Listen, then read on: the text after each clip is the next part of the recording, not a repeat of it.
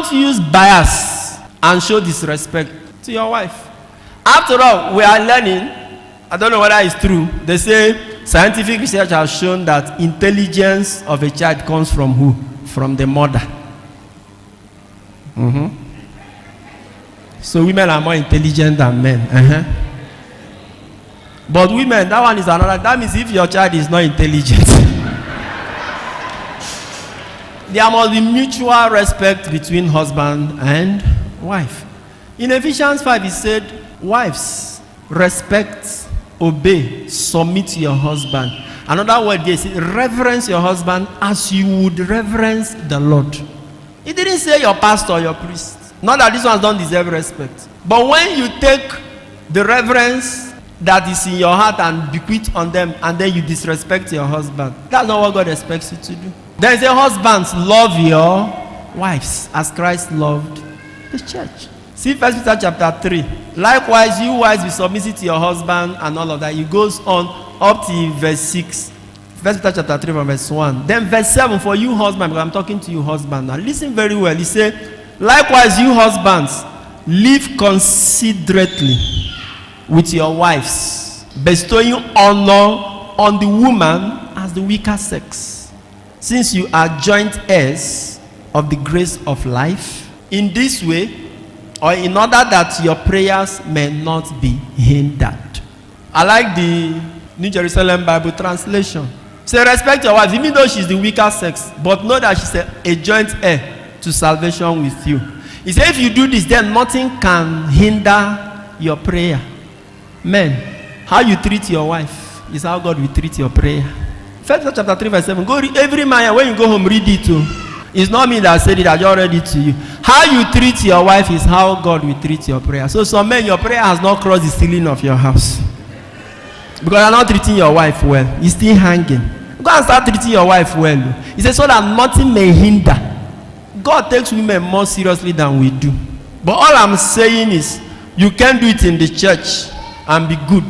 But out there, you become something else. There is no good person in the church, including Father that is talking to us. Outside the church, we now know who the real Christians are. So if you like speak in tongues, pray in tongues here, uproot the chairs, scatter all the demons, send them to Zuma Rock, no problem. That's not the end of the story. You must do it in your homes, in your neighborhoods, and out there. That's what it means to be salt and light. Good works. So first reading. Thus says the Lord, share your bread with the hungry and bring the homeless poor into your house. When you see the naked, cover them. And do not hide yourself from your own flesh, not about from your own relatives. Then shall your light break forth like the dawn, and your healing shall spring up speedily. Your righteousness shall go before you. The glory of the Lord shall be your rearguard. Then you shall call, you shall pray, and the Lord will answer. You shall cry, and he will say, here I am. See, charity makes your prayer fervent or acceptable.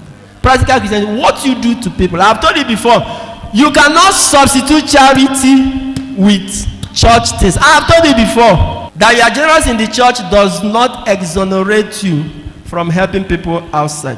In any case, church is not asking to bring everything you have. The secret of church prosperity is that everybody brings their what? Their own bit. But by the time we gather it, it will now be significant enough to take care of the basic problems of the church. So it doesn't exonerate you from doing the real one that will take you to heaven. Whatsoever you do to the least of mine, that.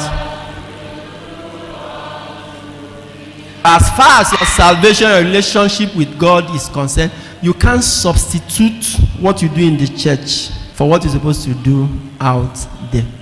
I'll give you another radical example. For instance, if you are from a parish where they have built everything, parish house is built, church is built, every other thing, there is no more serious project. So you do your normal offertory, you do your Sunday collection. If you are those who believe in tithe, you pay your tithe. Some people believe in first fruit. You do your first fruit. Even those who do second fruit, third fruit, last fruit, you do everything. Then let's say by providence God blesses you and something happens and maybe you just hit a jackpot and you want to come and do thanksgiving to 1 million naira to that same church. But there is somebody, 1 or 2 people out there, maybe graduates who don't have anything doing. They have looked for a job and they are tired. And you know them, you know their condition, or they have come and met you. But you are now faced with this 1 million. You want to use it and do thanksgiving in the church. Let me ask you, if you use that money and start those people up, and maybe put 20,000 in envelope and come and do thanksgiving, then use 980,000 to start those people up in life. Let them, you are not giving them fish now, but you are teaching them to fish. But you now come to the church and do thanksgiving with 20,000. Which one do you think God will like more? In all honesty, the possibility if you give that money to a church, a ministry that doesn't have any immediate need for it, what would they do? Drop it in the bank. But 2 people or some persons are doing what? Suffering and dying there.